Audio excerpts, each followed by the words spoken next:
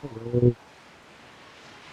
Today we are on Ark Survival Evolved. We're going to be looking at what I think are probably 10 of the best tames you can get. Whether that be for gathering or just generally doing stuff.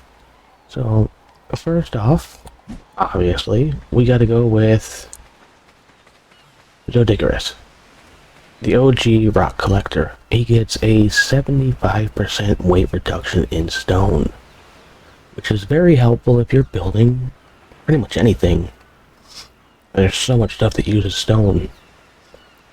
He also will collect a little bit of flint while he's doing that. But yeah, no, you pump up his stamina, maybe give him some weight and some attack, and you're gonna have stone for days.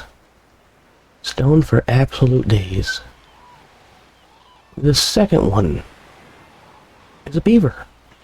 A lot of people overlook the beaver. A lot of people. For one, you, just like with the Dodigarus, if you so wanted to, you could have an RG and fly around with it. The Dodigarus would have passively collected stone for you. The beaver will do the same thing.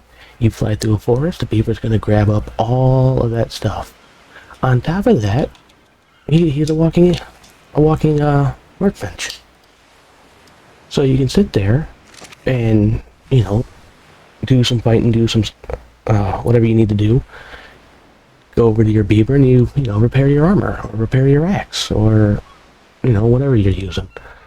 You'll also passively collect a little bit of thatch while he's grabbing those trees. He's very, very useful. You pair him with the Dodigarus, and you also grab an Anki, and you have pretty much every resource you need to just about build everything. On the topic of gathering stuff, we have a Bigfoot. He's going to be your other big one. He can collect fiber for you passively. You set him to wander mode and he'll just wander around, he'll pick it up. He's also really good at collecting berries. He's a passive tame as well, unlike the other two who are aggressive tames. Shoot him with some trank arrows, knock him out, feed him some berries. He's a passive tame. Follow him around and give him some mojo berries. He absolutely loves mojo berries. But he will collect fiber for you. And the Anki, which is going to be your fourth big one, will collect metal. That takes care of all four of pretty much most of the resources you're going to be using. And yeah, I don't really know of one too well for, say, thatch. Well, I do, but he's a little higher up and a little harder to get. But if you're starting off in the game, or you're just coming back and it's been a good minute, and you're trying to remember, who's good for what, you got the Anki for metal, the Bigfoot for fiber, the Dodigarus for stone, and the Beaver for wood. That's going to cover pretty much anything you want to build, except for armor-wise. It's very useful to have those four guys around when you are in a PvE setting. You don't have to worry about somebody coming and attacking you. Very, very helpful. And all four of them can be picked up with an RG and taken to fun places to gather even more resources. Now, the next one, I think people forget about, or just overlook and ignore. The Moschops. I've got him here because he's actually pretty good at gathering a whole bunch of random stuff. And I mean this because he has harvest levels. He can grab sap, prime meat, prime fish, rare flowers, rare mushrooms, leech blood, organic polymer. The more you level him up, the more you can fine-tune his ability to collect stuff. He's actually pretty good at collecting, which is surprising given how low health he has. 1,000 health at level 75. Yeah, I summoned him in, so he's got weird stats. But, they're not that great for combat-wise. In fact, even on aggressive, he will continue to run away from stuff. If you set him to aggressive and you attack something, he will run away. He won't fight. He's also an automatic harvester, which makes him a very important tame early game for those who want to grab him. He's a passive tame as well. So he'll go around and gather things from bushes and trees by himself when set to wander, just like the Bigfoot will. And, you know, when you're early game, when you're, trying to get a foothold in the game, having somebody like him and the Bigfoot who will just go around and collect stuff for you, it's pretty helpful. Now, of course, if you're on Scorched Earth, one of the first things you should look for, a Jaboa. These cute little guys will ride around with you. They'll let you know when a storm's coming, which could save your life. You're sitting there, you're on Scorched Earth or Ragnarok, and I think maybe Genesis as well. And there's a storm coming in and he starts to chirp. If you can recognize which chirps correspond to which storms, you might be able to hide from a sandstorm and not get the fatigue and have your inventory filled up with sand. And the best part is when you pick him up, he'll sit here and hang out on your shoulder. I mean, look at that. Isn't that great? He just hangs out. And obviously he's not going to chirp on the island. But on the maps where he normally spawns at, he will make some chirps. He'll let you know when it's about to rain or about to sandstorm. All the good stuff. Now this guy is the OG of the collectors. Is the best, one of the best I think you can possibly get. The RG. For one, he gets a 50% weight reduction in pretty much everything, and like the Beaver, he's a built-in workbench. So you can sit there and repair your armor and your weapons. He can carry up to 2 creatures at a time along with the rider. If you pump his health and stamina, you've got a scout. If you do stamina and weight, you've got somebody who can carry your dinos around. He's very, very useful. You can fly over to, say, your Beaver, and we'll just scoop the Beaver up. And, get a tree. Although the Beaver didn't collect it. I don't have the Beaver set to do that. But yeah. You just get a tree. Or you get a rock. Or, you get whatever you want. It's such a good mount. And they're very, very easy to tame. You can do the 3-door trap system. Or you can just, try to get him from a distance with your bow and arrow. I would recommend using the trap to get him stuck and then taming him. The other guys, he'll pretty much rush. They'll all rush you, except for him. He's a passive tame, and so is the Moschops. Next, if you're on Aberration, this guy can help you a lot. You get a couple of these guys together. It's a passive tame with dung. They'll make fertilizer and they'll make oil. And on Aberration, that's a lifesaver. Having oil like that. 6 or 7 of these guys just wandering around, actively making oil. Very, very helpful. And yes, later game, if you want, you can collect oil in mass, and you can get tons of it. But early game, you need a little bit of fertilizer, need a little bit of oil, or even if you're late game and you just don't feel like going and gathering it, these guys are still useful. So, over here, somewhere, there he is, we have the Otter. Very, very helpful, especially on, climates that have cold weather. On the island, there's a cave that you can go in that will pretty much freeze you, but if you wear an otter as a scarf, he'll give you insulation against the heat and the cold, and he'll help keep you alive. It's very, very useful. On top of that, if you throw him in a lake and let him wander, he'll gather pearls for you. And pearls are pretty useful in the higher level engravings. I've used quite a few, in fact, for, lots of stuff. I don't think this character has it all unlocked,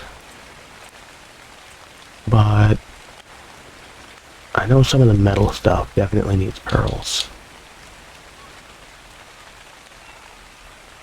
Oh, that's oil.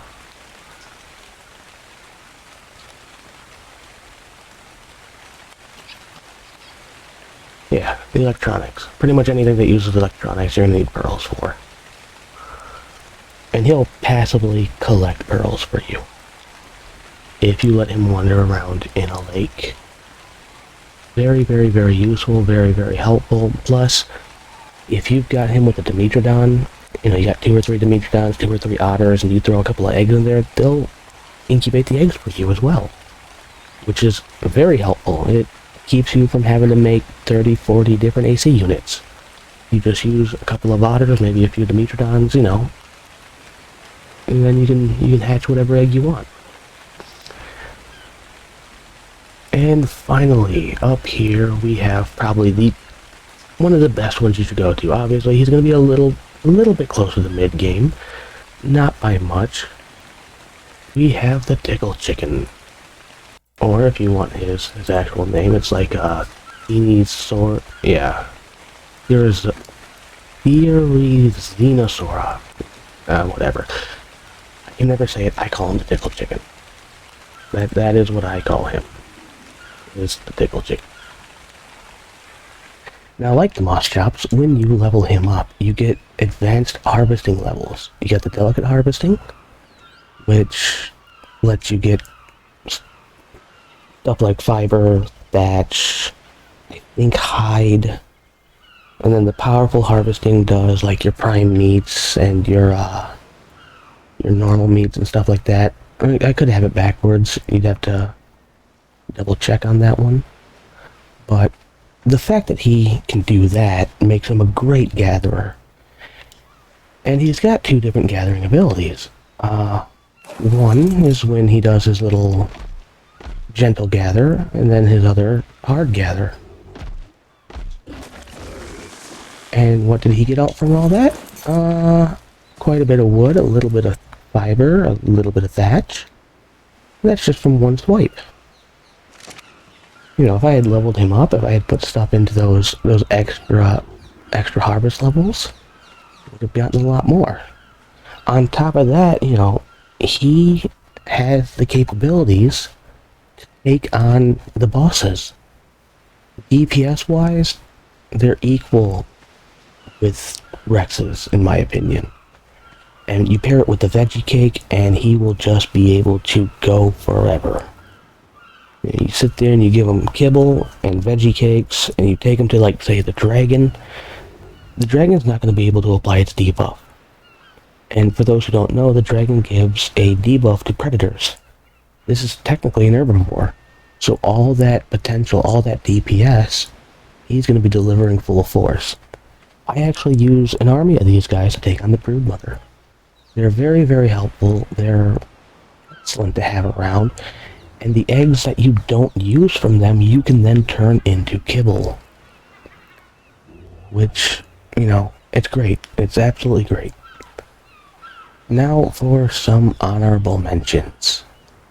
Over here, like I said, we have the Dimetrodon. All he really does is help with installation. That's it. He's great for hatching eggs. Then we have the Listro. You give him a pet. If I turn my hood on, you'll be able to see it. We'll give you an XP bonus. That's it. You see? Put him next to a crafting table and make some stuff. It's helpful if you're really, really early game. But when you're late game and you've maxed out on your levels, it's not that. It's a little helpful, but not incredibly helpful. And then, of course, if you're on Aberration, glow pets. I mean, if you're going to Aberration and you don't know about the glow pets yet, you're gonna have a surprise. So, the glow pets are kinda cool, assuming I can get the emote to work. I don't know if it worked. Yeah, it's not working. But they're kinda cool in terms that, you know, for obvious reasons, they glow. You can't see it too well, but that little light has a little bit of a shine on it now. Yeah, see? All 4 of them do this. They're all for Aberration. You know, if you're in Aberration and you don't have a glow pet and you go down in the blue or red zone, you're probably going to get eaten alive by Nameless. Unless you're going down there on purpose to specifically farm Nameless. But yeah, no. The glow pets are cool, they're cute, they're nice. But if you're playing on Aberration and you don't know about the glow pets, then, you know, you'll figure it out. One, I commend your bravery for just jumping right in. And two, now that you know about them, because you watched this video, go find you some glow pets. The bulb dog is going to be the easiest one to get first. Like, if you're playing Aberration and you don't know, go find some. They'll save you a lot of trouble.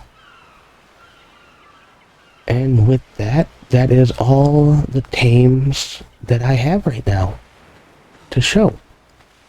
Each of these are very, very helpful no matter where you are in the game, whether you're resource collecting, if you're doing just plain PvE stuff.